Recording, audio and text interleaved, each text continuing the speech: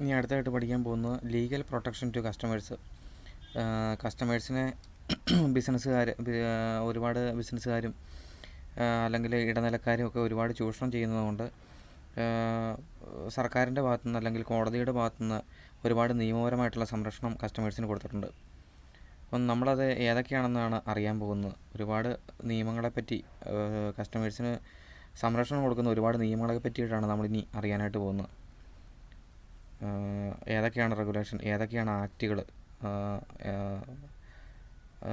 ഏതൊക്കെയാണ് ആക്ട് എന്ന് ഉദ്ദേശിക്കുന്ന നിയമം, ഏതൊക്കെ നിയമങ്ങളാണ് കൺസ്യൂമേഴ്സിന് സംരക്ഷണം കൊടുക്കുന്നത് എന്നുള്ള കാര്യമാണ് നമ്മൾ പഠിക്കാൻ പോകുന്നത്. അതിലൊന്നാമത്തേതാണ് consumer protection act 1986. The Act gives protection to customers against defective goods, deficient service, unfair trade practice and other form of exploitation. ഇപ്പോൾ ഈ ഒരു നിയമം വഴി കസ്റ്റമേഴ്സിന് അവർ സംരക്ഷണം കൊടുക്കുന്നുണ്ട്.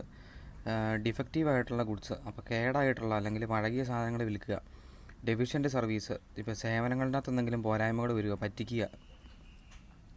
ഇപ്പം സർവീസ് നമുക്കറിയാം ഒരുപാട്, ഇപ്പം ഡോക്ടേഴ്സിൻ്റെ അങ്ങനെ എന്തെങ്കിലും സർവീസിനകത്തൊക്കെ എന്തെങ്കിലും അപര്യാപ്തമായിട്ടുള്ള നമ്മൾ കൊടുക്കുന്ന പൈസയ്ക്കുള്ള സേവനങ്ങൾ നമുക്ക് കിട്ടിയില്ല.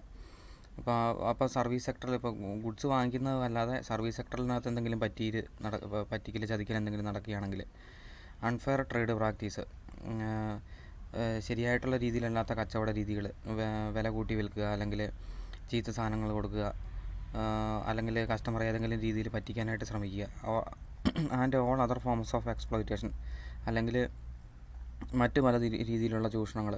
ഈ കച്ചവടക്കാർ അല്ലെങ്കിൽ സർവീസ് മേഖലയിലുള്ളവർ ഒരുപാട് കസ്റ്റമേഴ്സിനെ ചൂഷണം ചെയ്യുന്നുണ്ട്. അപ്പം ആ തരത്തിലുള്ള ചൂഷണങ്ങൾക്കെല്ലാം എതിരായിട്ടൊരു പ്രൊട്ടക്ഷൻ കൊടുക്കുക എന്നുള്ളതാണ് കൺസ്യൂമർ പ്രൊട്ടക്ഷൻ ആക്ട് 1986 പ്രകാരം കസ്റ്റമേഴ്സിന് കൊടുക്കുന്നത്. അപ്പോൾ എങ്ങനെയാണ് ഇതിൻ്റെ അകത്തുനിന്ന് നമുക്കൊരു പ്രശ്നപരിഹാരം ലഭിക്കുക എന്നുള്ളതാണ് അടുത്തായിട്ട് പറയാൻ പോകുന്നത്. The act provide for the setting up of 3 tier machinery. ഒരു 3 ടയർ മിഷനറിയാണ് ഇതിനകത്തുള്ളത്. ആദ്യം ജില്ലാതലം, ഡിസ്ട്രിക്ട് ഫോറം, അതിനുശേഷം state commission and national commission. അപ്പോൾ ആദ്യം നമുക്ക് എന്തെങ്കിലും കംപ്ലയിൻ്റ് ഉണ്ടെങ്കിൽ, നമുക്ക് എന്തെങ്കിലും ഡെഫിഷ്യൻ്റ് സർവീസോ അല്ലെങ്കിൽ ഡെഫക്റ്റീവ് ഗുഡ്സ് ആയിട്ടുള്ള അല്ലെങ്കിൽ എന്തെങ്കിലും അൺഫെയർ ട്രേഡ് പ്രാക്ടീസോ അങ്ങനെ എന്തെങ്കിലും നടക്കുകയാണെങ്കിൽ നമുക്ക് ആദ്യം ജില്ലാതലത്തിൽ നമുക്ക് പരാതിപ്പെടാം. അവിടുന്ന് പരാതി പരിഹരിച്ചില്ലെങ്കിൽ നമുക്ക് സ്റ്റേറ്റ് കമ്മീഷൻ്റെ മുമ്പായ സംസ്ഥാന തലത്തിൽ പോകാനായിട്ട് സാധിക്കും. അവിടുന്ന് പരാതി പരിഹരിച്ച് കിട്ടിയില്ലെന്നുണ്ടെങ്കിൽ നാഷണൽ ലെവലിൽ നമുക്ക് പോകാനായിട്ട് സാധിക്കുന്നതാണ്. The act also provide for the formation of consumer protection council in every district, state and one at the apex level. അപ്പം ഇവർ എല്ലാ ജില്ലകളിലും എല്ലാ സ്റ്റേറ്റിലും, ഇന്ത്യയിലെ എല്ലാ സ്റ്റേറ്റിലും അല്ലെങ്കിൽ ദേശീയ തലത്തിലും ഇവർ ഇതിനു വേണ്ടിയിട്ടുള്ള കൗൺസിലുകൾ രൂപപ്പെടുത്തിയിട്ടുണ്ടെന്നാണ് പറഞ്ഞേക്കുന്നത്. അപ്പോൾ നമുക്കത് പരാതിപ്പെടാനായിട്ട് ആ കൗൺസിലിൽ പോയി പരാതിപ്പെട്ടാൽ മതി. അപ്പം എല്ലാ ജില്ലകളിലും ഇപ്പം നമുക്കിപ്പം ആരെങ്കിലും ട്രേഡ് പ്രാക്ടീസ് വഴി ചതിക്കുകയോ അല്ലെങ്കിൽ ഡെഫിഷ്യൻ്റ് ആയിട്ടുള്ള സർവീസ് എന്തെങ്കിലും എന്നുണ്ടെങ്കിൽ എറണാകുളം ജില്ലയുടെ കൗൺസിലിൽ നമുക്ക് പെടാവുന്നതാണ്. അവിടുന്ന് നമുക്ക് വേണ്ട രീതിയിൽ പ്രശ്നം പരിഹരിച്ച് കിട്ടിയില്ല എന്നുണ്ടെങ്കിൽ കേരള സ്റ്റേറ്റിൻ്റെ കൗൺസിലിൽ നമുക്ക് പരാതിപ്പെടാവുന്നതാണ്. ഇനി അവിടുന്ന് നമുക്ക് പരിഹരിച്ച് കിട്ടിയില്ലെങ്കിൽ നമുക്ക് നാഷണൽ ലെവലിൽ പോയി പരാതിപ്പെടാവുന്നതാണ്. അപ്പം കൺസ്യൂമർ പ്രൊട്ടക്ഷൻ ആക്ട് വഴി ഉദ്ദേശിക്കുന്ന ഡിഫക്റ്റീവായിട്ടുള്ള ഗുഡ്സ്, കേടായിട്ടുള്ള ഗുഡ്സ് കൊടുക്കുക, ഡെഫിഷ്യൻ്റ് ആയിട്ടുള്ള സർവീസ് മേഖലകളിൽ എന്തെങ്കിലും പറ്റിയത് നടക്കുക, അൺഫെയർ ട്രേഡ് പ്രാക്ടീസ് അല്ലെങ്കിൽ ഏതെങ്കിലും രീതിയിൽ കസ്റ്റമേഴ്സിനെ എക്സ്പ്ലോയിറ്റേഷൻ ചെയ്യുകയാണെങ്കിൽ, ചതിക്കുകയാണെങ്കിൽ, ചൂഷണം ചെയ്യുകയാണെങ്കിൽ ഈ കൺസ്യൂമർ പ്രൊട്ടക്ഷൻ ആക്ട് വഴി 1986 വഴി നമുക്ക് അതിനകത്ത് പ്രശ്നപരിഹാരം ലഭിക്കുന്നതാണ്. The contract act 1982. കോൺട്രാക്റ്റ് നിയമം. The act prescribe the conditions by which promises made by parties. ഇപ്പം രണ്ടുപേർ തമ്മിൽ കരാറിൽ ഏർപ്പെടുകയാണെങ്കിൽ to a contract would be binding on each other. അപ്പോൾ രണ്ടുപേർ തമ്മിലൊരു കരാറിൽ ഏർപ്പെടുകയാണെങ്കിൽ അവരങ്ങോട്ടും ഇങ്ങോട്ടും ആ കരാറിലെ വ്യവസ്ഥകൾ പാലിക്കാനായിട്ട് നിർബന്ധിതരാണ്. അപ്പോൾ അതിൻ്റെ അകത്ത് എന്തെങ്കിലും വീഴ്ചകൾ വരുത്തുകയാണെങ്കിൽ, ഇപ്പോൾ രണ്ടുപേർ കൂടി ഒരു കോൺട്രാക്റ്റ് ഉണ്ടാക്കുകയും അവർ കുറേ വ്യവസ്ഥകളും കണ്ടീഷൻസും കാര്യങ്ങളെല്ലാം അതിൻ്റെ അകത്ത് പറയുകയും ചെയ്തിട്ടുണ്ട്. അപ്പോൾ അതിൻ്റെ അകത്ത് നിന്ന് ഏതെങ്കിലും ഒരു പാർട്ടി വീഴ്ച വരുത്തുകയാണെങ്കിൽ അല്ലെങ്കിൽ പരസ്പരം ചതിക്കുകയാണെങ്കിൽ അത്തരത്തിലുള്ള പ്രശ്നങ്ങൾക്കെല്ലാം ഒരു പരിഹാരം എന്നുള്ള രീതിയിലാണ് ദ കോൺട്രാക്ട് ആക്ട് 1982 വന്നിട്ടുള്ളത്. The act also specify the remedies available in the case of breach of contract. അപ്പം ഈ ആക്ട് നമുക്ക് പറഞ്ഞു തരുന്നുണ്ട് എന്തൊക്കെ പരിഹാരങ്ങളാണ്, റെമഡീസാണ് നമുക്ക് ഈ കോൺട്രാക്റ്റ് ബ്രേക്ക് ചെയ്തിട്ടുണ്ടെങ്കിൽ കിട്ടുക എന്നുള്ളത്. അപ്പോൾ ഈ കോൺട്രാക്റ്റ് നിയമം എന്തിനാണ് ഉണ്ടാക്കിയിട്ടുള്ളതെന്ന് ചോദിച്ചിട്ടുണ്ടെങ്കിൽ ഇത്രേ ഉള്ളൂ. രണ്ട് പാർട്ടീസ് തമ്മിലൊരു കോൺട്രാക്റ്റ് ഉണ്ടാകുകയും അവർ അതിൻ്റെ അകത്ത് കുറേ കണ്ടീഷൻസ് പറയുകയൊക്കെ ചെയ്തിട്ടാണ് കോൺട്രാക്റ്റ് ഉണ്ടാക്കുന്നത്. അപ്പോൾ അതിനകത്ത് എന്തെങ്കിലും ചീറ്റിങ്ങോ കാര്യങ്ങളോ എന്തെങ്കിലുമൊക്കെ നടക്കുകയാണെങ്കിൽ ഈ കോൺട്രാക്റ്റ് ആക്ട് 1982 പ്രകാരം അവർക്ക് അതിൻ്റെ അകത്തുനിന്ന് നീതി ലഭിക്കുന്നതാണ്. ഇനി മൂന്നാമത്തതാണ് the sale of goods act 1930. 1930 sale of goods ആക്റ്റാണ് അടുത്തതായിട്ട് പറയാൻ പോകുന്നത്. ദ ആക്ട് അഷ്വർ, ആക്ട് വഴി കുറച്ച് ഉറപ്പ് കൊടുക്കുകയാണ്. സം സേഫ് ഗാർഡ് അല്ലെങ്കിൽ സുരക്ഷിതത്വം ആൻഡ് റിലീഫ്, പ്രശ്നപരിഹാരങ്ങൾ കൊടുക്കുന്നുണ്ട് ടു ദ ബയ്യേഴ്സ്. അപ്പോൾ ബയ്യേഴ്സിന് കുറച്ച് പ്രശ്നപരിഹാരങ്ങളാണ് കൊടുക്കുന്നത്. എന്ത് പ്രശ്നത്തിനാണെന്ന് നമുക്ക് നോക്കാം. Of goods in the case of purchased goods do not conform to the express or implied condition or warranty. അപ്പോൾ നമ്മൾ ഗുഡ്സ് വാങ്ങുകയാണ്. ഗുഡ്സ് വാങ്ങുമ്പോൾ അതിനകത്ത് കുറേ കണ്ടീഷൻസ് എല്ലാം പറയും. ഈ സാധനം ഇങ്ങനെയൊക്കെയാണ്, ഇതിൻ്റെ വാറണ്ടി ഇങ്ങയുടെ പീരീഡ് ഇതാണ്, അപ്പോൾ വാറണ്ടിക്കുള്ളിൽ കൊണ്ട് തന്നിട്ടുണ്ടെങ്കിൽ കംപ്ലയിൻറ്റ് മാറ്റിത്തരാം. അങ്ങനെ കുറേ കണ്ടീഷൻസും കാര്യങ്ങളെല്ലാം ആ ഗുഡ്സിനെ അസോസിയേറ്റ് ചെയ്ത് നമുക്ക് ലഭിക്കുന്നതാണ്. അപ്പോൾ അതിനകത്ത് എന്തെങ്കിലും ചതികളോ കാര്യങ്ങളോ എന്തെങ്കിലുമൊക്കെ നടക്കുകയാണെങ്കിൽ the sale of goods act 1930 പ്രകാരം നമുക്ക് നീതി ലഭിക്കുന്നതാണ്. അപ്പം നമുക്കറിയാം, അത്യാവശ്യം ഒരു വിലപിടിപ്പുള്ള വസ്തുക്കൾക്കെല്ലാം തന്നെ വാറണ്ടിയും അല്ലെങ്കിൽ അവർ കുറച്ച് കണ്ടീഷൻസ് എല്ലാം അതുവഴി തരുന്നുണ്ട്. അപ്പോൾ അവർ പറയുന്ന കണ്ടീഷൻസൊന്നും നമുക്കതുവഴി കിട്ടുന്നില്ല. അല്ലെങ്കിൽ ഈ പറഞ്ഞ വാറണ്ടിയുടെ സമയത്ത് നമ്മൾ എന്തെങ്കിലും കംപ്ലയിൻറ്റ് വരികയോ അവർ ആ വാറണ്ടിക്ക് അവർ പറഞ്ഞ കണ്ടീഷൻ പാലിക്കാതിരിക്കുകയോ എന്തെങ്കിലുമൊക്കെ ചെയ്യുകയാണെങ്കിൽ, അങ്ങനെ നമ്മളെ ചതിക്കാനായിട്ട് ശ്രമിക്കുകയാണെങ്കിൽ the sale of goods act 1930 പ്രകാരം നമുക്ക് നീതി ലഭിക്കുന്നതാണ്. ഇനി അടുത്താണ് ദ എസെൻഷ്യൽ കമ്മോഡിറ്റീസ് ആക്ട് 1955. ആവശ്യ സാധനങ്ങളുടെ നിയമം. എസെൻഷ്യൽ കമ്മോഡിറ്റി എന്ന് പറഞ്ഞാൽ നമുക്കറിയാം, നിത്യോപയോഗ സാധനങ്ങൾ, എല്ലാവർക്കും അത്യന്താപേക്ഷിതമായിട്ട് വേണ്ട സാധനങ്ങളെയാണ് ഈ എസെൻഷ്യൽ കമ്മോഡിറ്റീസ് എന്ന് പറയുന്നത്. The act provide for the control of production, supply and distribution of essential commodities. ഈ ആവശ്യ സാധനങ്ങളുടെ പ്രൊഡക്ഷനെയും സപ്ലൈയെയും വിതരണത്തെയും ഡിസ്ട്രിബ്യൂഷനെയൊക്കെ നിയന്ത്രിക്കുന്ന കൺട്രോൾ ചെയ്യുന്ന ഒരു നിയമമാണ് ഈ എസെൻഷ്യൽ കമ്മോഡിറ്റീസ് ആക്ട് 1955 എന്ന് പറയുന്നത്. Check inflationary trends in price and ensure their equitable distribution. രണ്ട് കാര്യങ്ങളാണ് ചെയ്യുന്നത്. ഇത്തരം സാധനങ്ങളുടെ വിലക്കയറ്റം നിയന്ത്രിക്കും. ആവശ്യ സാധനങ്ങൾക്ക് അമിതമായ വിലയായിട്ടുണ്ടെങ്കിൽ സാധാരണക്കാർക്ക് അത് മേടിക്കാൻ സാധിക്കാതെയാവും. അപ്പോൾ ഈ ആവശ്യ സാധനങ്ങളുടെ വിലക്കയറ്റത്തെ ഇവർ തടയുന്നുണ്ട്. And ensure their equitable distribution, എല്ലാവർക്കും തുല്യമായിട്ടാണ് ഇത് ഡിസ്ട്രിബ്യൂട്ട് ചെയ്യുന്നതെന്നുള്ള കാര്യവും ഈ നിയമം ഉറപ്പാക്കുന്നുണ്ട്. അപ്പോൾ ഇതിൻ്റെ വിതരണം ഒരു നീതിപൂർവ്വമാണ്, അല്ലെങ്കിൽ യാതൊരു കള്ളത്തരം ഇതിനകത്ത് വരുന്നില്ല. നിയമം പറയുന്ന പോലെ തന്നെയാണ് ഇതിൻ്റെ വിതരണം എന്നുള്ള കാര്യങ്ങളൊക്കെയാണ് ഈ എസെൻഷ്യൽ കമ്മോഡിറ്റീസ് ആക്ട് വഴി ഉറപ്പാക്കുന്നത്. ഇനി this act also suggest for action against anti social activities. ചില സാമൂഹിക വിരുദ്ധ പ്രവർത്തനങ്ങൾ കച്ചവടത്തിൽ നടക്കുന്നുണ്ട്. Profiteers, hoarders and black market, അതായത് അമിതമായിട്ടുള്ള ലാഭം ഉണ്ടാക്കുക, ഈ സാധനം വിലക്കൂട്ടി വിൽക്കുക, അല്ലെങ്കിൽ സാധനം ഇത് പൂഴ്ത്തി വെക്കുക, ഇല്ല എന്ന് പറഞ്ഞാൽ അതിൻ്റെ ഡിമാൻഡ് കൂട്ടുക. എത്ര രൂപയ്ക്കാണെങ്കിലും പിന്നെ ആൾക്കാർ വന്ന് വാങ്ങിച്ചോളും. ഈ ആവശ്യ സാധനമാണല്ലോ, അതില്ല എന്ന് പറഞ്ഞാൽ അതിൻ്റെ ഈ പൂഴ്ത്തി വെക്കുകയാണെങ്കിൽ ആൾക്കാർ എത്ര രൂപയ്ക്ക് വേണമെങ്കിലും അത് വാങ്ങിക്കാനായിട്ട് സാധ്യതയുണ്ട്. അതോടൊപ്പം തന്നെ ബ്ലാക്ക് മാർക്കറ്റേഴ്സ്, മറച്ചു വിൽക്കുക, മറ്റാൾക്കാർക്ക് അത് വിലക്കൂട്ടി കൊടുക്കുന്നതിനെയാണ്, മറച്ചു വിൽക്കുന്നതിനെയാണ് ഈ ബ്ലാക്ക് മാർക്കറ്റ് എന്ന് പറയുന്നത്. ഇപ്പം ചില സ്ഥലങ്ങളിലൊക്കെ ചെന്നാൽ നമുക്കറിയാം, പത്രത്തിലൊക്കെ കണ്ടിട്ടുണ്ട് പെട്രോൾ വിലക്കൂട്ടി വിൽക്കുന്നതൊക്കെ ആയിട്ട്. അതായത് പെട്രോൾ പമ്പ് ഇല്ലാത്ത സ്ഥലങ്ങളിൽ ചിലരത് പെട്രോൾ വാങ്ങിക്കൊണ്ട് വന്നിട്ട് 10 രൂപ 20 രൂപയൊക്കെ കൂട്ടി അത് കൊടുക്കാറുണ്ട് പെട്രോൾ പമ്പ് ഇല്ലാത്ത സ്ഥലങ്ങളിൽ. അപ്പോൾ അത്തരം കേസുകളൊക്കെ നമ്മൾ പത്രത്തിലൊക്കെ കണ്ടിട്ടുള്ളതാണ്. അപ്പോൾ ഇതാണ് എസെൻഷ്യൽ കമ്മോഡിറ്റീസ് ആക്ട് എന്ന് പറയുന്നത്. ആവശ്യ സാധനങ്ങളുടെ പ്രൊഡക്ഷനെ വിതരണത്തെയൊക്കെ നിയന്ത്രിക്കുന്നതിന് വേണ്ടിയിട്ടാണ് ഈ എസെൻഷ്യൽ കമ്മോഡിറ്റീസ് ആക്ട് വന്നിട്ടുള്ളത്. ആ ആവശ്യ സാധനങ്ങളുടെ അനാവശ്യമായ വിലക്കയറ്റം തടയുക, നീതിപൂർവ്വം അതിൻ്റെ വിതരണം ഉറപ്പാക്കുക എന്നുള്ള ലക്ഷ്യമാണ് ഇതിൻ്റെ പുറകിലുള്ളത്. അതോടൊപ്പം തന്നെ ആൻറ്റി സോഷ്യൽ ആക്ടിവിറ്റീസിനും തടയുക എന്നുള്ളതാണ് ഇതിൻ്റെ ലക്ഷ്യം എന്ന് പറയുന്നത്. ഇനി അടുത്താണ് അഗ്രികൾച്ചറൽ പ്രൊഡ്യൂസ്. കാർഷിക ഉൽപ്പന്നങ്ങളുടെ അതിനോരോ ഗ്രേഡ് കൊടുക്കുക, അതിനോരോ മാർക്ക് കൊടുക്കുക എന്നുള്ളതാണ് ഈ നിയമം വഴി ഉദ്ദേശിക്കുന്നത്. The act prescribe certain grade standards for agricultural produce and live stock products. ഇപ്പോൾ ഈ കൃഷി ഉൽപ്പന്നങ്ങൾക്കും അതോടൊപ്പം തന്നെ ലിവ് സ്റ്റോക്ക് എന്ന് പറഞ്ഞാൽ ഈ കന്നുകാലി അതുപോലത്തെ ജന്തുക്കളെ ആണ് ഈ ലിവ് സ്റ്റോക്ക് എന്ന് പറയുന്നത്. അപ്പോൾ ഇത്തരം അഗ്രികൾച്ചറൽ പ്രോഡക്റ്റിനും അതോടൊപ്പം തന്നെ ലിവ് സ്റ്റോക്കിനും ഒക്കെ ഒരു ഗ്രേഡ് അല്ലെങ്കിൽ സ്റ്റാൻഡേർഡ് കൊടുക്കുക എന്നുള്ളതാണ് ഈ അഗ്രികൾച്ചറൽ പ്രൊഡ്യൂസിൻ്റെ. അതിൻ്റെ ക്വാളിറ്റിയും ഇതെല്ലാം വെച്ചിട്ട് തൂക്കങ്ങളും അല്ലെങ്കിൽ അതിൻ്റെ ഇതെല്ലാം കൂടെ വെച്ചിട്ട് ഒരു ഗ്രേഡ് കൊടുക്കുക എന്നുള്ളതാണ് ഈ അഗ്രികൾച്ചറൽ പ്രൊഡ്യൂസ് ആക്ടിൻ്റെ ഒരു ലക്ഷ്യം എന്ന് പറയുന്നത്. It also lace down the procedure for grading, marking and packing of agricultural produce. ഇവിടെ പറഞ്ഞിരിക്കുന്ന അഗ്രികൾച്ചറൽ പ്രോഡക്റ്റുകളും അല്ലെങ്കിൽ ഈ ലൈഫ് സ്റ്റോക്കെല്ലാം എങ്ങനെ ഗ്രേഡ് ചെയ്യണം, അതിനെങ്ങനെ അടയാളം കൊടുക്കണം, മാർക്കിംഗ് എങ്ങനെ ചെയ്യണം, അതിൻ്റെ പാക്കിംഗ് എങ്ങനെയാണ് വേണ്ടത്, അപ്പോൾ ഈ കൃഷിയുടെ ഉൽപ്പന്നങ്ങളുടെ എല്ലാം പാക്കിംഗ് എങ്ങനെയാണ് വേണ്ടത് എന്നുള്ള കാര്യങ്ങളെല്ലാമാണ് ഈ നിയമപ്രകാരം പറയുന്നത്. The quality mark is known as Agmark. അതിൻ്റെ ക്വാളിറ്റി മാർക്കാണ് അഗ്മാർക്ക് എന്ന് പറയുന്നത്. അഗ്മാർക്ക് നമ്മൾ കേട്ടിട്ടുള്ള ഒരു ഇതാണ് അതിൻ്റെ ഒരു ക്വാളിറ്റി മാർക്കാണ് ഈ അഗ്മാർക്ക്. അപ്പോൾ അഗ്മാർക്ക് സുരക്ഷ എന്നൊക്കെ നമ്മൾ കേട്ടിട്ടുണ്ട്, അഗ്മാർക്ക് സുരക്ഷയുള്ള ഉൽപ്പന്നം എന്നൊക്കെ. അപ്പോൾ ഇത് സർക്കാർ ആ ഒരു പ്രോഡക്റ്റ് പരിശോധിച്ചതിന് ശേഷം അവർ കൊടുക്കുന്ന ഒരു ക്വാളിറ്റി മാർക്കാണ് ഈ അഗ്മാർക്ക് എന്ന് പറയുന്നത്. അപ്പം അഗ്രികൾച്ചറൽ പ്രോഡക്റ്റുകളുടെ അല്ലെങ്കിൽ ലൈവ് സ്റ്റോക്കിൻ്റെ എല്ലാം ഗ്രേഡ്, അതിനെല്ലാം ഗ്രേഡ് അല്ലെങ്കിൽ സ്റ്റാൻഡേർഡ് കൊടുക്കുന്നതിന് വേണ്ടിയിട്ടാണ് ഈ 1937 അഗ്രികൾച്ചറൽ പ്രൊഡ്യൂസ് നിയമം ഉണ്ടായിട്ടുള്ളത്. അപ്പോൾ അഗ്രികൾച്ചറൽ പ്രോഡക്റ്റിന് വേണ്ടിയിട്ട് ഗ്രേഡ് കൊടുക്കുന്ന അല്ലെങ്കിൽ മാർക്ക് കൊടുക്കുന്നതിന് നമ്മൾ വിളിക്കുന്ന പേരാണ്, അതിൻ്റെ ആ ഒരു സ്റ്റാൻഡേർഡിനെയാണ് അഗ്മാർക്ക് എന്ന് നമ്മൾ പറയുന്നത്. ഇനി അടുത്തതാണത് prevention of food adulteration act 1954.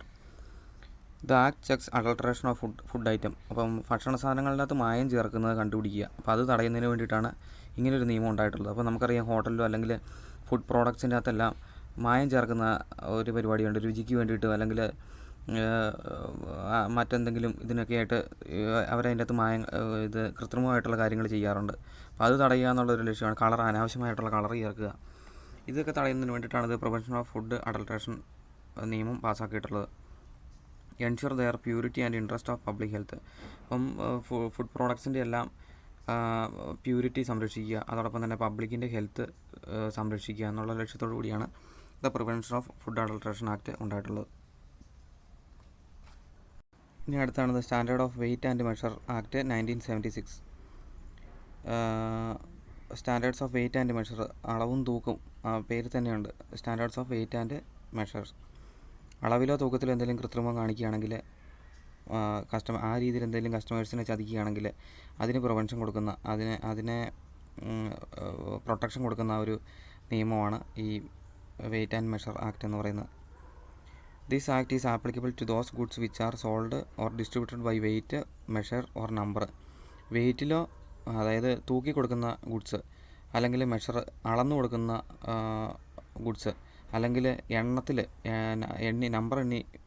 എണ്ണത്തിൽ വിൽക്കുന്ന സാധനങ്ങൾ. ഇപ്പോൾ ഈ ഇത്തരം സാധനങ്ങളിനകത്തെല്ലാം കസ്റ്റമേഴ്സിനെ ചതിക്കാനായിട്ടുള്ള സാധ്യതയുണ്ട്. തൂക്കം കുറച്ച് കൊടുക്കുക, ഇപ്പം നമ്മൾ ആവശ്യപ്പെടുന്ന വെയ്റ്റിനേക്കാളും താഴ്ത്തി വെയ്റ്റ് തന്ന് നമ്മളെ പറ്റിക്കുക, അല്ലെങ്കിൽ അളവിൻ്റെ അകത്ത് വ്യത്യാസം വരുത്തുക, അല്ലെങ്കിൽ നമ്പറിനകത്ത് വ്യത്യാസം വരുത്തുക. ഏത് രീതിയിലെല്ലാം നമ്മൾ കസ്റ്റമേഴ്സിനെ ചതിക്കാനുള്ള സാധ്യത വളരെ കൂടുതലാണ്. It gives protection to customers against the malpractice of underweight or undermeasure. അപ്പം സാധാരണ നമുക്ക് കിട്ടേണ്ട വെയ്റ്റിനേക്കാളും അണ്ടർ വെയ്റ്റ് ആണെങ്കിൽ അതിനേക്കാളും താഴ്ത്തിയാണ് നമുക്ക് കിട്ടുന്നതെങ്കിൽ, അല്ലെങ്കിൽ അണ്ടർ മെഷർ നമുക്ക് കിട്ടുന്ന അളവിനെ നമ്മൾ ചോദിച്ച അളവിനേക്കാൾ താഴ്ത്തി നമുക്ക് തരികയാണെങ്കിൽ, എന്നിട്ട് നമ്മളെ ചീറ്റ് ചെയ്യുകയാണെങ്കിൽ, ഇത്തരത്തിലുള്ള ഇത്തരത്തിലുള്ള കള്ളത്തരങ്ങൾ എല്ലാം ഒഴിവാക്കുക. ഇതിനകത്തു നിന്നെല്ലാം കസ്റ്റമേഴ്സിന് ഒരു പ്രൊട്ടക്ഷൻ കൊടുക്കുന്നതിന് വേണ്ടിയിട്ടാണ് the standards of weights and measure act 1976 ഉണ്ടാക്കിയിട്ടുള്ളത്. അടുത്താണത് trade mark act 1999. 1999 trade mark act എന്താണെന്ന് നോക്കാം. Earlier act of trade and merchandise mark act 1956 was replaced with this act. 1958 ഒരു മർച്ചൻഡൈസ് മാർക്ക് ആക്ട് എന്ന് പറഞ്ഞൊരു നിയമം ഉണ്ടായിരുന്നു. അതിനെ റീപ്ലേസ് ചെയ്തിട്ടാണ് ദ ട്രേഡ് മാർക്ക് ആക്ട് 1999 വന്നത്. ഇനി എന്താണെന്നുള്ള കാര്യം നോക്കാം. ഈ നിയമപ്രകാരം the act prevents the use of fraudulent mark own product. അപ്പോൾ പ്രോഡക്റ്റിന് മേലെ തെറ്റായിട്ടുള്ള മാർക്കുകൾ പതിക്കുകയാണെങ്കിൽ, അത്തരത്തിലുള്ള അത്തരത്തിലുള്ള ചതികൾ ചെയ്യുകയാണെങ്കിൽ അതിനെ പ്രിവെൻറ്റ് ചെയ്യുന്നതിന് വേണ്ടിയിട്ടാണ് ദ ട്രേഡ് മാർക്ക് ആക്ട് 1999 വന്നത്. അപ്പോൾ നമുക്കറിയാം ഹെൽമെറ്റ് ISI മാർക്കുള്ള ഹെൽമെറ്റ് വേണമെന്ന് പറഞ്ഞ് നിയമം വന്നപ്പോൾ പല സ്ഥലത്തും ഈ ഹെൽമെറ്റിൽ ISI മാർക്ക് പതിച്ചു കൊടുക്കുന്ന പരിപാടിയൊക്കെ ഉണ്ടായിരുന്നു. അതെല്ലാം ഈ പറഞ്ഞ കള്ളത്തരങ്ങളാണ്. അപ്പോൾ അതെല്ലാം നമ്മൾ ന്യൂസ് അതിൻ്റെ എല്ലാം കണ്ടിട്ടുള്ളതുമാണ്. അപ്പം അത്തരത്തിലുള്ള അല്ലെങ്കിൽ പ്രോഡക്റ്റിൻ്റെ പാക്കിങ്ങിന് മുകളിൽ അനാവശ്യമായി ISI മാർക്ക് കൊടുക്കുക. അപ്പം ഇതിൻ്റെ ഗ്രേഡിങ്ങിന് കുറേ മാർക്കുണ്ടെന്നൊക്കെയുള്ള കാര്യം നമ്മൾ കണ്ടു. അത്തരത്തിലുള്ള മാർക്കുകളും ഗ്രേഡും എല്ലാം അതിൻ്റെ മുകളിൽ പതിപ്പിച്ച് വെക്കുക, തെറ്റായിട്ട് പതിപ്പിച്ച് വെക്കുക. അത്തരത്തിലുള്ള കള്ളത്തരങ്ങളെല്ലാം തടയുന്നതിന് വേണ്ടിയിട്ടാണ് ദ ട്രേഡ് മാർക്ക് ആക്ട് വന്നിട്ടുള്ളത്. Thus it offers protection to consumers against such product. അപ്പം ഇത്തരത്തിലുള്ള വ്യാജ ഉൽപ്പന്നങ്ങളിൽ നിന്ന് കസ്റ്റമേഴ്സിന് ഒരു സംരക്ഷണം കൊടുക്കുക, അല്ലെങ്കിൽ കൺസ്യൂമേഴ്സിന് ഒരു സംരക്ഷണം കൊടുക്കുക എന്നുള്ളൊരു ഉദ്ദേശമാണ് ട്രേഡ് മാർക്ക് ആക്ടിൻ്റെ പുറകിലുള്ളത്. ഇനി അടുത്താണ് the competition act 2002. 2002 competition act. This act has replaced the MRTP act 1969. 1969 MRTP എന്ന് പറഞ്ഞൊരു നിയമം ഉണ്ടായിരുന്നു. മോണോപോളീസ് ആൻഡ് റെസ്ട്രിക്റ്റീവ് ട്രേഡ് പ്രാക്ടീസ് എന്നാണ് ആ നിയമത്തിൻ്റെ ഫുൾ ഫോം. അതിന് പകരം വന്നേക്കുന്ന ഒരു നിയമമാണ് ദ കോമ്പറ്റീഷൻ ആക്ട് 2002. അതിനെ റീപ്ലേസ് ചെയ്തുകൊണ്ടാണ് ഈ 2002 ഇങ്ങനെ ഒരു നിയമം വന്നത്. ഇനി ഇതുകൊണ്ട് എന്താണ് ഉദ്ദേശിക്കുന്നത് നോക്കാം. This act offers protection to consumers in case policies adopted by business firms hamper competition in the market.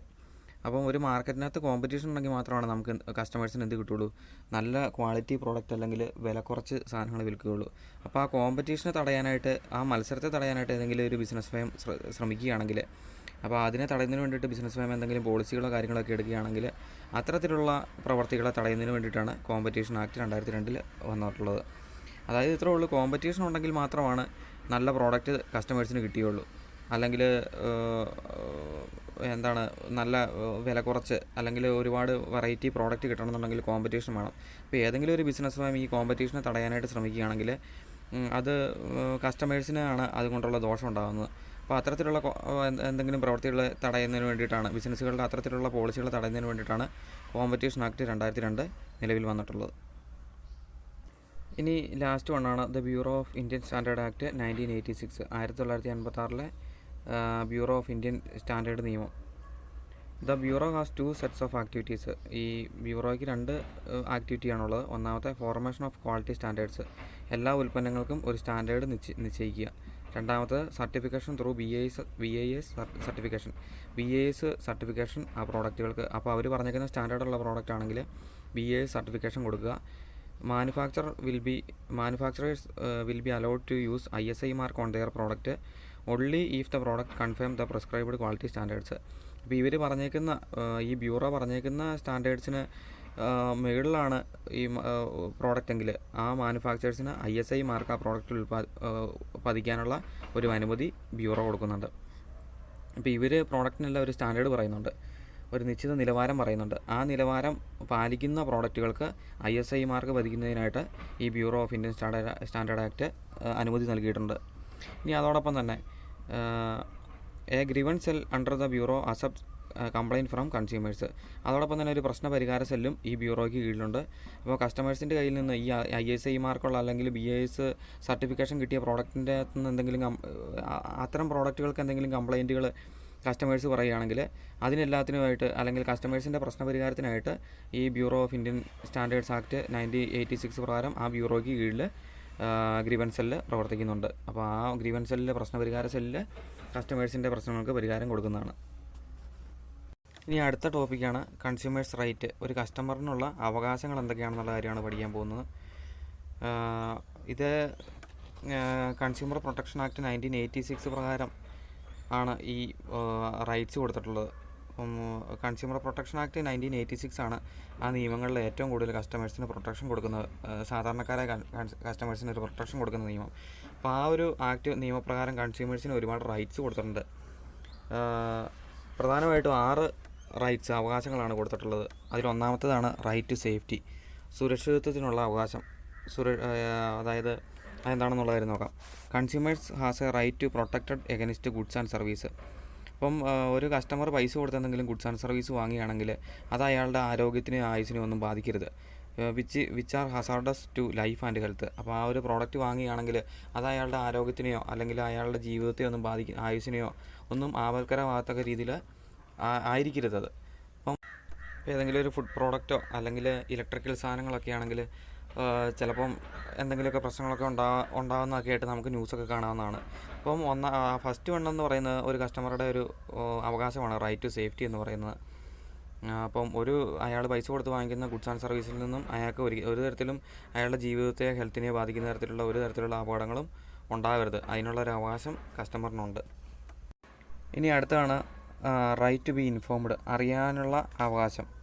ഒരു പ്രോഡക്റ്റിനെ പറ്റിയിട്ടുള്ള മൊത്തം വിവരങ്ങൾ അറിയുന്നതിന്, ചോദിച്ചറിയുന്നതിന് അല്ലെങ്കിൽ ഏതെങ്കിലും വഴി അറിയുന്നതിന് കസ്റ്റമറിന് അവകാശമുണ്ട്. അത് അതിൻ്റെ പ്രോഡക്റ്റുമായിട്ട് ബന്ധപ്പെട്ടിട്ടുള്ള സെയിൽസ്മാൻ ആയിക്കോട്ടെ, മാനുഫാക്ചർ ആരാണെങ്കിലും അതുമായിട്ടുള്ള വിവരങ്ങൾ കസ്റ്റമറിനെ അറിയിക്കാൻ ബാധ്യസ്ഥരാണ്.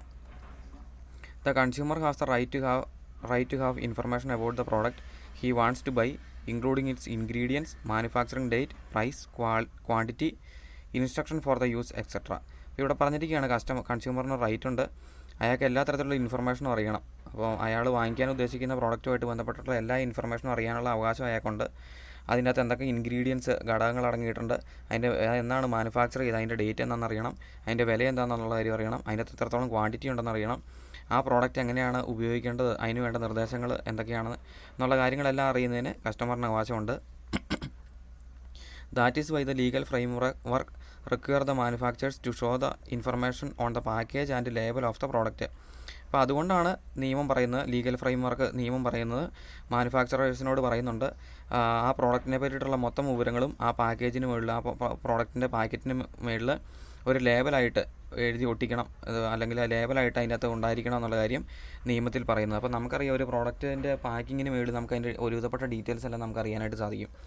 അതിൻ്റെ അകത്ത് ഈ പറഞ്ഞ പോലെ അതിൻ്റെ വില അറിയാൻ സാധിക്കും, quantity, instruction, manufacturing date, ingredient, എല്ലാ കാര്യങ്ങളും നമുക്ക് അതിൻ്റെ ആ ഒരു ലേബൽ വായിച്ചിട്ടുണ്ടെങ്കിൽ അറിയാനായിട്ട് സാധിക്കും. അപ്പോൾ റൈറ്റ് ടു ബി ഇൻഫോംഡ് അറിയാനുള്ള അവകാശം എന്ന് പറയുന്നത് ഒരു കൺസ്യൂമറിൻ്റെ റൈറ്റാണ്. അപ്പോൾ ആ പ്രോഡക്റ്റുമായിട്ട് ബന്ധപ്പെട്ടുള്ള എല്ലാ ഡീറ്റെയിൽസും കസ്റ്റമറിന് ചോദിച്ച് മനസ്സിലാക്കിയോ അല്ലെങ്കിൽ മാനുഫാക്ചർ അത് അയാളെ അറിയിക്കേണ്ടതായിട്ടുള്ള ഒരു അവകാശം കസ്റ്റമേഴ്സിനുണ്ട്. ഇനി അടുത്താണ് റൈറ്റ് ടു ചൂസ്, തിരഞ്ഞെടുക്കാനുള്ള അവകാശം. Consumer has the freedom to choose from variety of product at a competitive price. അപ്പോൾ ഒരു കസ്റ്റമറിന് അയാൾക്ക് ഇഷ്ടമുള്ള പ്രോഡക്റ്റ്, വെറൈറ്റി ഓഫ് പ്രോഡക്റ്റ് മാർക്കറ്റിലുണ്ട്, വിവിധ വിലകളിലുള്ള പ്രോഡക്റ്റ് മാർക്കറ്റിലുണ്ട്. അതിൻ്റെ അകത്ത് ഒരു കസ്റ്റമറിന് ഇഷ്ടമുള്ള സാധനം തിരഞ്ഞെടുക്കാനുള്ള അവകാശം ഒരു കൺസ്യൂമറിനുണ്ട്. അതാണ് മൂന്നാമത്തെ റൈറ്റ് എന്ന് പറയുന്നത്, റൈറ്റ് ടു ചൂസ്, ഇഷ്ടമുള്ള പ്രോഡക്റ്റ് തിരഞ്ഞെടുക്കാനുള്ള അവകാശം. The implication is that marketers should provide A wide variety of product. അപ്പം ഇതുകൊണ്ട് അർത്ഥമാക്കുന്നത് ഈ ഇങ്ങനെ കസ്റ്റമറിന് ഇഷ്ടമുള്ള സാധനം തിരഞ്ഞെടുക്കുക, അതുകൊണ്ട് അർത്ഥമാക്കുന്നത് എന്താണെന്ന് വെച്ചിട്ടുണ്ടെങ്കിൽ മാർക്കറ്റേഴ്സ് എന്ത് ചെയ്യണം, വൈഡ് വെറൈറ്റി ഓഫ് പ്രോഡക്റ്റ് മാർക്കറ്റിൽ അവർ കൊണ്ടുവരേണ്ടതാണ്. പല വെറൈറ്റിയിലുള്ള പ്രോഡക്റ്റ്, അതായത് പല ക്വാളിറ്റിയിലുള്ള പ്രോഡക്റ്റ്, പല ബ്രാൻഡിലുള്ള പ്രോഡക്റ്റ്, പല പ്രൈസിലുള്ള പ്രോഡക്റ്റ്, പല സൈസിലുള്ള പ്രോഡക്റ്റ് എല്ലാം മാർക്കറ്റേഴ്സ് കൊണ്ടുവരിക. അതിൻ്റെ അകത്ത് നിന്ന് ഇഷ്ടമുള്ളത് സെലക്ട് ചെയ്യാനുള്ള അവകാശം ആർക്കുണ്ട്, ഒരു കസ്റ്റമറിന് ഉണ്ടെന്നുള്ള കാര്യമാണ് അടുത്തതായിട്ട് പറഞ്ഞിട്ടുള്ളത് റൈറ്റ് ടു ചൂസ്. ഒരു കസ്റ്റമറിന് അയാൾക്ക് ഇഷ്ടമുള്ള ക്വാളിറ്റിയുള്ള പ്രോഡക്റ്റ് തിരഞ്ഞെടുക്കാനുള്ള അവകാശമുണ്ട്, ഇഷ്ടമുള്ള ബ്രാൻഡ് തിരഞ്ഞെടുക്കാനുള്ള സ്വാതന്ത്ര്യമുണ്ട്, ഇഷ്ടമുള്ള വില കൊടുത്ത് വാങ്ങിക്കാനുള്ള അയാൾക്ക് ബോധിക്കുന്ന വിലയിലുള്ള പ്രോഡക്റ്റ് വാങ്ങിക്കാനാണ് അതിനുള്ള സ്വാതന്ത്ര്യമുണ്ട്, ഇഷ്ടമുള്ള സൈസിലുള്ള പ്രോഡക്റ്റ് വാങ്ങിക്കുന്നതിനുള്ള സ്വാതന്ത്ര്യമുണ്ട്. അതിനാണ് ഈ റൈറ്റ് ടു ചൂസ് എന്ന് പറയുന്നത്, freedom to choose from variety of product. അപ്പം വെറൈറ്റി ഓഫ് പ്രോഡക്റ്റിനകത്ത് നിന്ന് ഒരു കസ്റ്റമറിന് ഇഷ്ടമുള്ള പ്രോഡക്റ്റ് വാങ്ങിക്കുന്നതിനുള്ള സ്വാതന്ത്ര്യം അയാൾക്കുണ്ട്. ഇനി അടുത്താണ് right to B heard.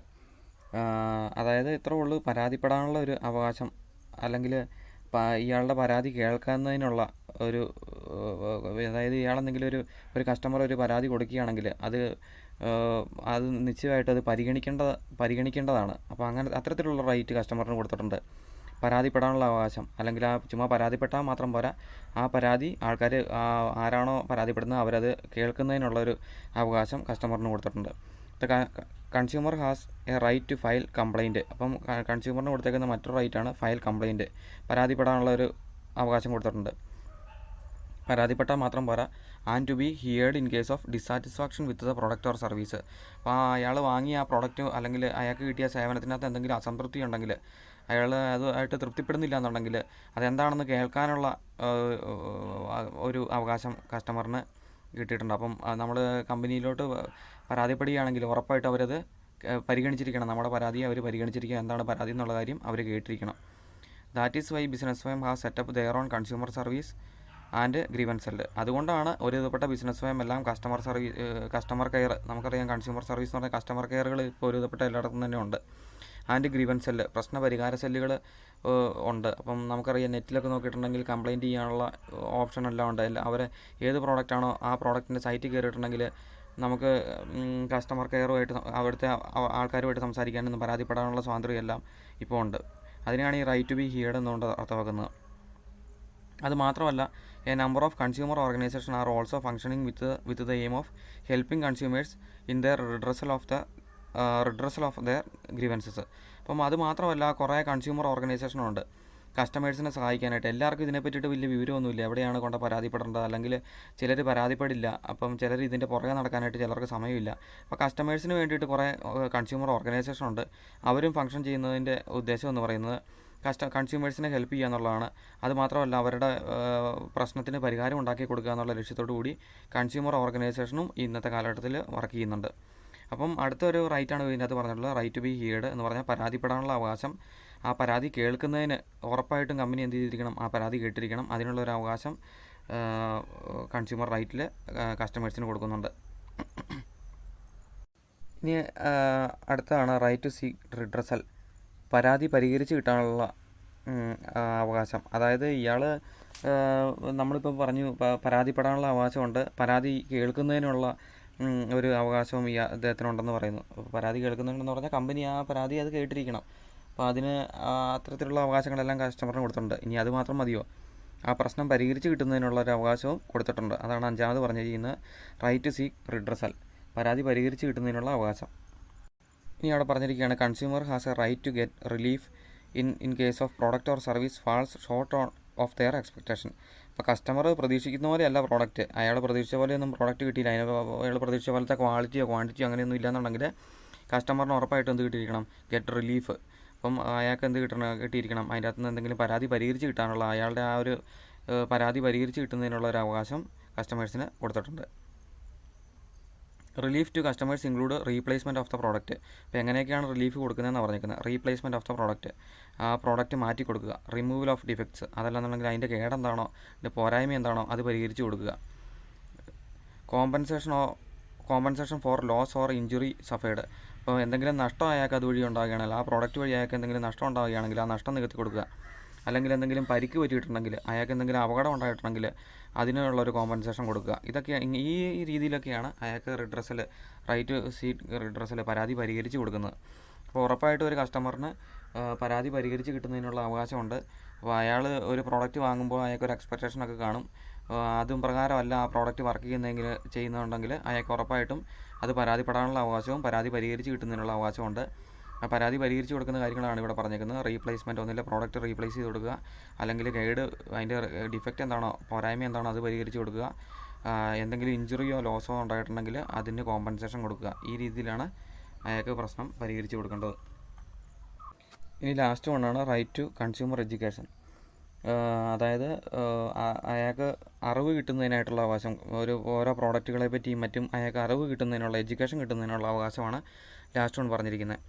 The consumer has a right to acquire knowledge, അപ്പോൾ അയാൾക്ക് അറിവ് നേടുന്നതിനുള്ളൊരു അവകാശം റൈറ്റ് കൊടുത്തിട്ടുണ്ട്. And to be well informed consumer throughout life, അയാളുടെ ലൈഫിലുടനീളം അയാൾ വെൽ ഇൻഫോം ആയിട്ടുള്ള ഒരു കൺസ്യൂമർ ആയിരിക്കുന്നതിന് വേണ്ട അറിവ് ശേഖരിക്കുന്നതിന് ഈ ഒരു അവകാശം കൊടുത്തിട്ടുണ്ട്, കൺസ്യൂമർ റൈറ്റിൽ അയാൾക്ക് കൊടുത്തിട്ടുണ്ട്. ടു ഫുൾഫിൽ ദിസ് റൈറ്റ്, അപ്പോൾ ഈ ഒരു റൈറ്റ് ഫുൾഫിൽ ചെയ്യുന്നതിന് വേണ്ടിയിട്ട് many consumer organisation and some business houses are taking special interest in educating consumers. അപ്പോൾ കസ്റ്റമറിന് ഇങ്ങനെ അറിയാനുള്ള അവകാശമൊക്കെ ഉണ്ട്, പക്ഷേ ഇത് എവിടെ നിന്ന് അറിയും? അപ്പോൾ അതിന് വേണ്ടിയിട്ട് എന്ത് ചെയ്യുന്നുണ്ട്, പല കൺസ്യൂമർ ഓർഗനൈസേഷനും അല്ലെങ്കിൽ പല ബിസിനസ്സുകാരും എന്ത് ചെയ്യുന്നുണ്ട്, സ്പെഷ്യൽ ഇൻട്രസ്റ്റ് അതിനകത്ത് എടുക്കുകയും അവർക്ക് വേണ്ട എഡ്യൂക്കേഷൻ കൊടുക്കുകയും ചെയ്യുന്നുണ്ട്. ഇപ്പം നമ്മൾ പറഞ്ഞു പല കൺസ്യൂമർ ഗ്രൂപ്പുകളും കസ്റ്റമേഴ്സിന് വേണ്ടി പരാതിപ്പെടും എന്നൊക്കെ നമ്മൾ പറഞ്ഞു. അപ്പോൾ ആ കൺസ്യൂമർ ഗ്രൂപ്പ് തന്നെ എന്ത് ചെയ്യുന്നുണ്ട്, കസ്റ്റമേഴ്സിന് അല്ലെങ്കിൽ കൺസ്യൂമേഴ്സിന് വേണ്ട എഡ്യൂക്കേഷൻ കൊടുക്കുന്നുണ്ട്, ഓരോ പ്രോഡക്റ്റുകളെ പറ്റി, അല്ലെങ്കിൽ കൺസ്യൂമറിൻ്റെ റൈറ്റ് എന്താണ്, അല്ലെങ്കിൽ എവിടെ പോയി പരാതിപ്പെടണം എന്നുള്ള കാര്യങ്ങളെ പറ്റിയിട്ടെല്ലാം ചില ബിസിനസ്സുകാരും ബിസിനസ് ഹൗസസും അതോടൊപ്പം തന്നെ കൺസ്യൂമർ ഓർഗനൈസേഷനും അവർക്ക് വേണ്ട എഡ്യൂക്കേഷൻ കൊടുക്കുന്നുണ്ട്. ഇനി ഫോക്കസ് ഏരിയ പറഞ്ഞിട്ടുള്ളതല്ല, എന്നാലും കൺസ്യൂമറിൻ്റെ റെസ്പോൺസിബിലിറ്റീസ് താഴെ പറഞ്ഞത് ഞാൻ ജസ്റ്റ് ഒന്ന് ഓടിച്ചെന്ന് പറയാം. ഒന്നാമത്തെ അവയർനെസ് എന്ന് പറഞ്ഞാൽ അയാൾക്കൊരു അവബോധം ഉണ്ടായിരിക്കണം. അതായത് ഇപ്പം നിലവിൽ മാർക്കറ്റിൽ എന്തൊക്കെ ഉൽപ്പന്നങ്ങളുണ്ട്, എന്തൊക്കെ സേവനങ്ങളുണ്ടെന്നുള്ള കാര്യങ്ങൾ എല്ലാം അയാൾ അറിഞ്ഞിരിക്കുക. ഒരു വൈസായിട്ടുള്ള ഡിസിഷൻ മാത്രമാണ്, ഒരു പ്രോഡക്റ്റ് വാങ്ങുമ്പോൾ ബുദ്ധിപരമായിട്ടുള്ളൊരു ഡിസിഷൻ മാത്രമാണ് അയാൾ എടുക്കാവുള്ളൂ. അടുത്തായിട്ട് ബൈ ഓൺലി സ്റ്റാൻഡേർഡൈസ്ഡ് ഗുഡ്സ്, നിലവാരപ്പെടുത്തി, അപ്പോൾ നമ്മൾ പറഞ്ഞു BIS സ്റ്റാൻഡേർഡ് അല്ലെങ്കിൽ ISI മാർക്ക്, അങ്ങനെ നിലവാരപ്പെടുത്തിയ ഉൽപ്പന്നങ്ങൾ മാത്രമാണ് വാങ്ങാവുള്ളൂ. ഇപ്പോൾ ജ്വല്ലറി ഒക്കെ വാങ്ങുവാണെങ്കിൽ ഹാൾമാർക്ക്, അത്തരം സ്റ്റാൻഡേർഡൈസ്ഡ് അതിൻ്റെ സിമ്പിളും കാര്യങ്ങളെല്ലാം നോക്കിയതിന് ശേഷം മാത്രമാണ് പ്രോഡക്റ്റ് വാങ്ങാവുള്ളൂ. പിന്നീട് അടുത്താണ് understand the risk associated with product and service. ഓരോ പ്രോഡക്റ്റുമായിട്ട് ബന്ധപ്പെട്ടിട്ടുള്ള അതിനകത്തുള്ള അപകട സാധ്യതകളെല്ലാം മനസ്സിലാക്കിയതിന് ശേഷമാണ് അത് വാങ്ങാവുള്ളൂ. ഇപ്പോൾ ഇലക്ട്രിക് സാധനങ്ങളുടെ കാര്യങ്ങളെല്ലാം പറയുവാണെങ്കിൽ അതിനകത്ത് കുറേ നിർദ്ദേശങ്ങളൊക്കെ പറഞ്ഞിട്ടുണ്ടായിരിക്കും, അതൊക്കെ അനുസരിച്ചിട്ട് മാത്രമാണ് കാര്യങ്ങൾ ചെയ്യാവുള്ളൂ. അടുത്ത റീഡ് ലേബൽ കെയർഫുള്ളി, അതിനകത്തുള്ള തൂക്കവും അതിൻ്റെ എക്സ്പയറി ഡേറ്റും കാര്യങ്ങളെല്ലാം ആ ലേബലിനകത്ത് എഴുതിയിട്ടുണ്ട്, അതെല്ലാം വായിച്ചതിന് ശേഷം മാത്രമാണ് ഒരു പ്രോഡക്റ്റ് വാങ്ങാവുള്ളൂ. അടുത്തതാണ് ഹോണസ്റ്റ് ഇൻ ഡീലിങ്, ഇപ്പം ഇടപാടുകളിൽ സത്യസന്ധത പുലർത്തുക, കരിഞ്ചന്തയിൽ പോയി സാധനങ്ങൾ വാങ്ങാതിരിക്കുക. നിയമാനുസൃതമായിട്ടുള്ള വസ്തുക്കൾ മാത്രം വാങ്ങുക. അത്തരം കാര്യങ്ങളെല്ലാം നോക്കിയതിന് ശേഷം ഇടപാടുകളിൽ സത്യസന്ധത പുലർത്തി മാത്രമാണ് ചെയ്യാവുള്ളൂ, എന്തെങ്കിലും പ്രോഡക്റ്റുകൾ വാങ്ങാവുള്ളൂ. അടുത്തായിട്ട് പറയുകയാണ് ഇൻസിസ്റ്റ് ഇൻ ക്യാഷ് മെമ്മോ. ഉറപ്പായിട്ടും ചെറിയൊരു തുകയുടെ സാധനം വാങ്ങിച്ചെങ്കിൽ പോലും അതിന് ബില്ല് വാങ്ങേണ്ടതാണ്. File a complaint. എന്തെങ്കിലും പ്രശ്നങ്ങൾ അയാൾക്ക് തോന്നുകയാണെങ്കിൽ, പരാതികൾ എന്തെങ്കിലും ഉണ്ടെങ്കിൽ അത് ഉറപ്പായിട്ട് ചെയ്യേണ്ടതാണ്. നമ്മൾ പറഞ്ഞു ജില്ലാതലത്തിൽ അതിൻ്റെ ഇതുണ്ട്, അല്ലെങ്കിൽ സംസ്ഥാന തലത്തിലുണ്ട്, നാഷണൽ ലെവലിലുണ്ട്. അപ്പോൾ അത് അതിൻ്റേതായിട്ടുള്ള റൂട്ടിൽ പരാതികൾ ഫയൽ ചെയ്യുക. അടുത്തായിട്ട് പറഞ്ഞേക്കുന്നത് ഫോം കൺസ്യൂമർ സൊസൈറ്റീസ്. അപ്പോൾ നമ്മൾ പറഞ്ഞു ഈ ആൾക്കാരെ എഡ്യൂക്കേറ്റ് ചെയ്യുന്നതിനും അല്ലെങ്കിൽ അവരുടെ പ്രൊട്ടക്ഷനൊക്കെ വേണ്ടിയിട്ട് നിർണായക പങ്ക് വഹിക്കുന്ന സംഘടനകളുണ്ട്, കൺസ്യൂമർ ഗ്രൂപ്പ്സ് ഉണ്ട്. അപ്പോൾ അത്തരത്തിലുള്ള ഗ്രൂപ്പ്സ് എല്ലാം ഉണ്ടാക്കുക. അപ്പോൾ ഒറ്റയ്ക്ക് ഒരു കാര്യം ചെയ്യുന്നതിനേക്കാളും കൂടി കുറച്ചുകൂടെ എളുപ്പമായിരിക്കും ഒരു ഗ്രൂപ്പ് ഉണ്ടെങ്കിൽ. അപ്പോൾ അങ്ങനെ ഒരു ഗ്രൂപ്പ് ഉണ്ടാക്കിയിട്ട് ഇതിനെ ഇത്തരം കരിഞ്ചന്തകൾക്കെതിരെയും അല്ലെങ്കിൽ തെറ്റായിട്ടുള്ള മാൽ പ്രാക്ടീസിനെതിരെയൊക്കെ ആയിട്ട് പ്രതികരിക്കുകയും അതിന് വേണ്ടിയിട്ട് കൺസ്യൂമേഴ്സിനെ എഡ്യൂക്കേറ്റ് ചെയ്യുകയൊക്കെ ചെയ്യുക. ലാസ്റ്റ് വൺ പറഞ്ഞിരിക്കുന്നത് സേവ് ദി എൻവയോൺമെൻറ്റ്. അപ്പം പരിസ്ഥിതിയെ സംരക്ഷിക്കുക. അപ്പോൾ പരിസ്ഥിതിക്ക് ഹാമായിട്ടുള്ള സാധനങ്ങളൊന്നും വാങ്ങാതിരിക്കുക, അല്ലെങ്കിൽ അതിനൊന്നും പ്രോത്സാഹിപ്പിക്കുക, വേസ്റ്റ് ഒഴിവാക്കുക. ഇത്തരം കാര്യങ്ങളെല്ലാം അലക്ഷ്യമായിട്ട് വസ്തുക്കളൊന്നും വലിച്ചെറിയാതിരിക്കുക. ഇങ്ങനെയൊക്കെ ചെയ്ത് പരിസ്ഥിതിയെ സംരക്ഷിക്കുക. ഇത്രയാണ് കൺസ്യൂമർ റെസ്പോൺസിബിലിറ്റി. ഇത് ഫോക്കസ് ഏരിയയിലുള്ളതല്ല, ഞാൻ ജസ്റ്റ് ഒന്ന് ഓടിച്ച് പറഞ്ഞെന്നുള്ളൂ.